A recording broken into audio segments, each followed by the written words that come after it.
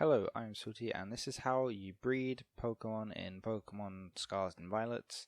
It's a little bit different than every other game. There's not exactly a daycare that you put them in, so let's go through how to do it now, as well as just how to get them, really, and how to hatch them as well. So, first of all, you want to make a picnic.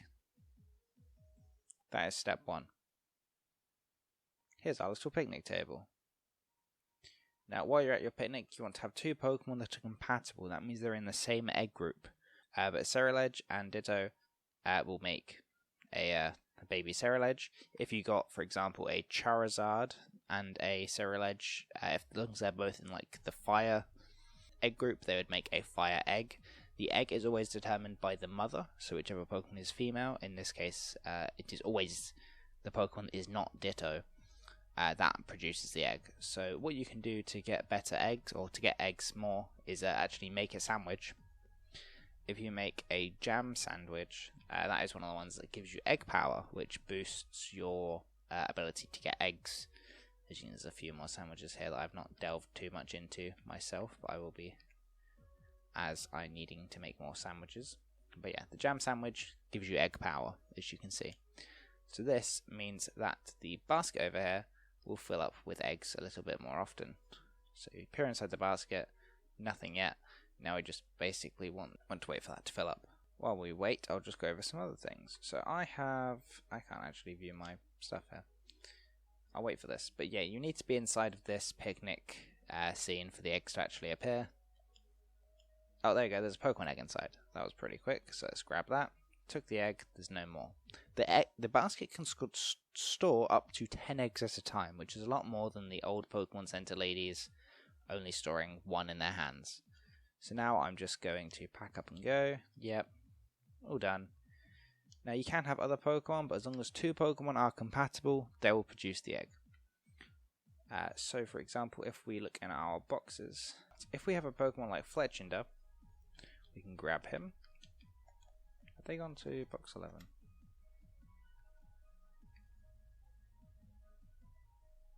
There, they're in box 11. So mine just automatically get put in my box because of the settings I have set. But what we want is we want Fletchinder here because Fletchinder has Flame Body. Now Flame Body and Magma Armor are the 2 abilities that allow you to hatch eggs in half the number of steps. So if we look here, Flame Body, contact with Pokemon may cause burn. Well, that ability has a hidden secondary effect, which means if Fletchinder is the first Pokemon in my party, then it means that the eggs will hatch half the steps. Another cool thing with eggs is it passes down a lot of the parents' features. Holding an Everstone allows you to pass down the nature, as well as if the Pokemon is a regional variant. For example, if you've got a Ninetales, if you want a Alolan Ninetales from a Alolan Vulpix from that Alolan Ninetales, you give it an Everstone. If you want a regular Ninetales Vulpix, then you just don't give it the Everstone and it won't pass on the regional variants. If you want to carry over IVs, which are individual values, which I'll go over in another video, then you give the Pokemon a Destiny Knot, and that allows the Pokemon to pass down up to, I think it's 5 guaranteed random IVs from either parent. So if you've got 2 Pokemon with 6 IVs, then the baby is guaranteed it's guaranteed 5 perfect IVs if the 2 parents have got 6, but the game is still pretty early on. It's only been out for about a week now, so not many people have got perfect Pokemon. Additionally, with eggs, if you have a Ditto or one parent which is from a different region to the other parent, so that will be Pokemon which have like the JPN or the GER, like the regions, like Japan or Germany. What that will basically mean is that the eggs that you get have got a much higher chance of being shiny.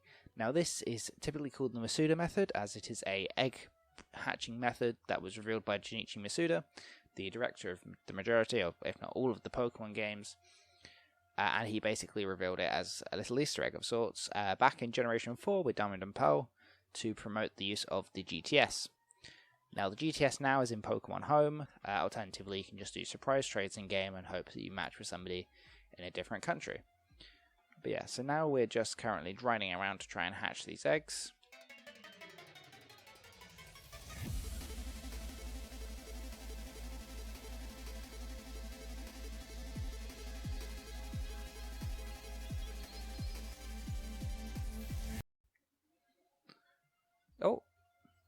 there we go. There's the egg. So now we can see the egg hatching.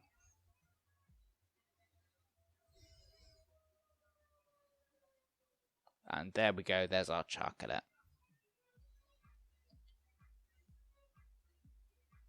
And that's basically what you need to know about breeding in Pokemon Scarlet and Violet. This allows you to get, well, duplicate copies of Pokemon very easily for breeding competitively. It also allows you to get the child parents, the childs of your starters. So say, for example, you've got a Sprigatito, a Quaxly, or a Fuecoco that's fully evolved.